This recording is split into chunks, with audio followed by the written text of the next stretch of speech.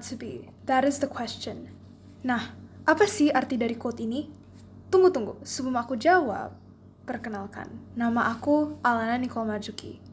Alana, atau yang lebih sering dipanggil Lana sama teman-teman aku, memiliki arti sesuatu yang berharga.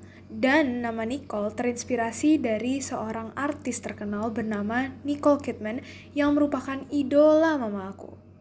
Aku lahir pada tanggal 12 November 2008 loh. Tadinya, papa aku ingin aku lahir pada tanggal 11 November 2008. Tapi karena tanggal 11-11 terlalu umum dan tidak unik kata mama aku jadinya lahir sehari setelah itu. Aku terlahir dari orang tua yang sangat istimewa bernama Yeni Citra Setiawan dan Andrew Marzuki.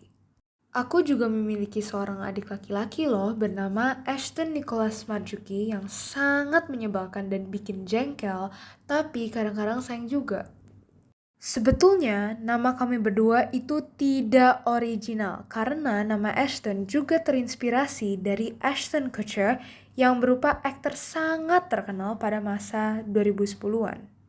Kalian tahu nggak sih bahwa edukasiku berawal di TKK 11 Penabur? Dan kalau ditanya, kenapa kamu sekolah di situ?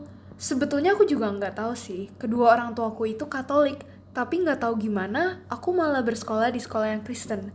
Padahal ya, kalau dipikir-pikir, sekolah Katolik dekat rumah aku juga banyak loh.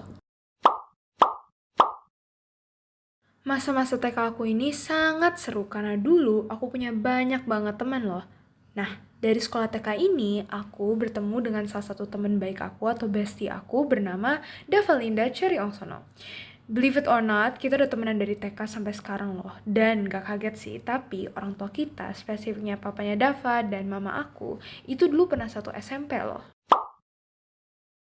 Yang paling berkesan di masa-masa TK aku adalah hari ulang tahun aku yang dirayain di sekolah. Walau detailnya sudah tidak aku ingat, tapi aku masih mengingat kebahagiaan yang aku rasakan di momen itu. Pokoknya seneng banget deh bisa di depan kelas bersama kedua orang tuaku dengan kue rasa coklat di meja kecil dan balon-balon yang mendekorasi ruangan kelas. Bahkan, teman-teman sekelasku juga tidak kalah senang untuk merayakan ulang tahunku.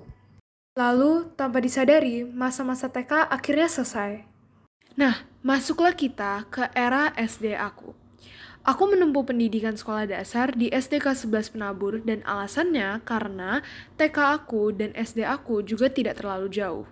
Di sana, aku bertemu dengan teman-teman dan juga guru-guru baru. Zaman SD aku terisi dengan banyak perlombaan. Mulai dari lomba bermain piano hingga mengikuti beberapa perlombaan menyanyi. Pokoknya dulu aku itu aktif banget deh. Masa SD aku berupa masa teraktif aku karena di masa itu aku belum merasakan bebannya sekolah dan mengikuti perlombaan bukan berupa paksaan tetapi justru berfungsi sebagai wadah agar aku dapat menuangkan sisi kreatif aku. Lomba yang paling kuingat adalah Lomba Paduan Suara BSCF pada tanggal 23 Januari 2019. Aku merupakan bagian dari D11 Choir atau organisasi resmi paduan suara di SDK 11 Penabur. Aku merupakan anggota dari D11 Choir semenjak aku kelas 6 SD. Untuk menampilkan tampilan terbaik kami, para anggota D11 Choir berlatih sebaik mungkin selama kurang lebih 1 bulan. Selain lomba BSCF, lomba PICF 2019 Grand Prix Competition juga akan selalu aku ingat.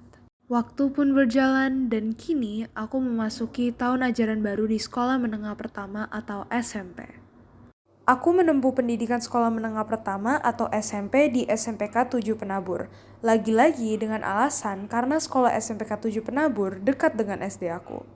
Aku memulai masa SMP aku dengan bersekolah secara daring karena pada saat itu COVID-19 atau virus corona sedang melanda.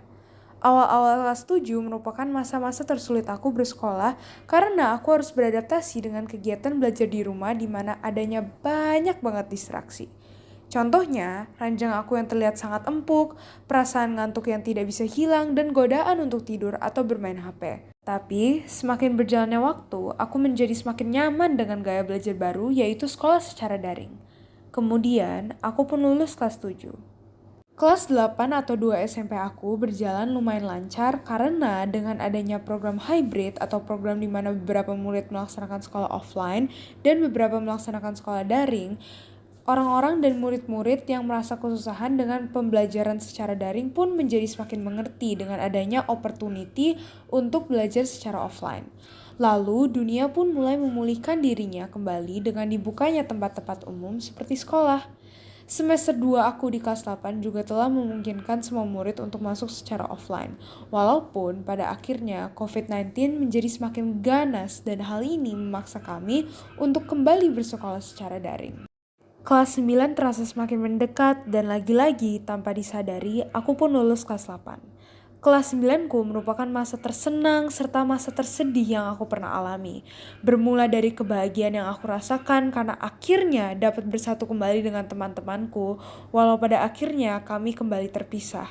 Di kelas 9 ini aku bertemu dengan teman-teman baru seperti Chloe, Edgar, Daniel, Daryl, Nicholas, dan masih banyak lagi. Kelas 9 aku tuh dulu solid banget.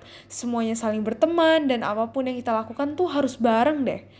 Kesedihan yang aku alami di kelas 9 disebabkan karena pada akhir tahun ajaran kami terpaksa harus berpisah. Bahkan pada hari perpisahan aku menangis loh. Kini sudah tahun 2024, mencatat 2 semester yang telah aku laksanakan di SMAK 1 Penabur. Masa-masa SMA yang aku jalani sekarang sangat seru walaupun beban tugas selalu menunggu.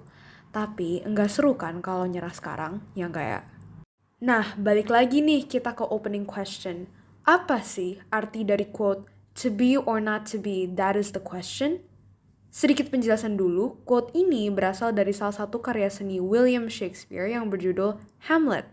Dan quote ini sendiri berarti to live or not to live, yang menggambarkan bahwa inilah satu-satunya kehidupan yang akan kita alami, dan buat apa jika kita tidak memanfaatkannya sebaik mungkin.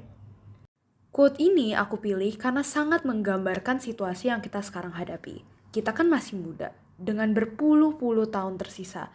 Buat apa kita takut untuk melakukan sesuatu? Toh buktinya, we'll only live once. Sekian dan terima kasih kepada Bu WI dan teman-teman karena telah menyaksikan video perjalanan hidup aku.